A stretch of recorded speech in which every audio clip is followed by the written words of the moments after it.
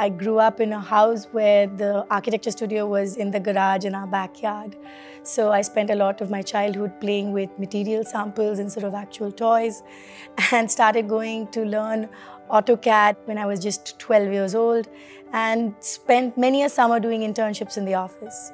And then to explore my world a little bit further, I left the country, went to New York, spending my first 10 years as an architect and an urban designer. Every project for me starts with being programmatically sound and making sure that we check the boxes on all the requirements. The next layer I like to put on is the layer of sustainability, studying local materials as well as available techniques for construction. The last element, of course, is that special spark, or what I like to call the soul of the project, something that's culturally relevant or a real piece of art which becomes a part of the architecture.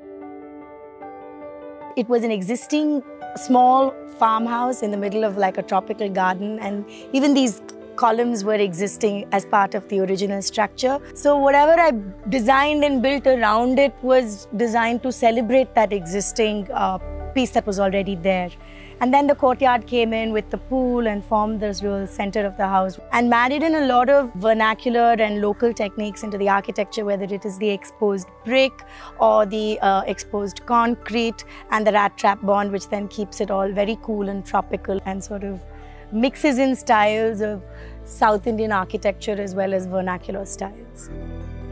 For me, design is anything that's Indo-centric as well as sustainable.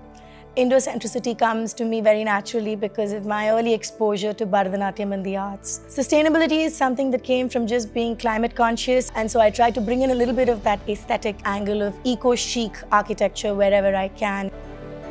The Sports and Recreation Center in Mahindra World City, we explored a very fluid form that responded beautifully to the geography. So we have staggered heights of different spaces that open up and look out towards the landscape of hills and lakes which are out in the horizon. So it's beautiful and playful design.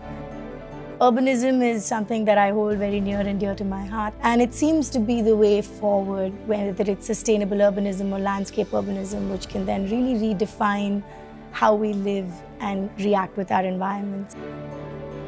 What would be really aspirational is to work on projects for the city, for the people, for the animals, as well as, everybody that's a part of these urban environments.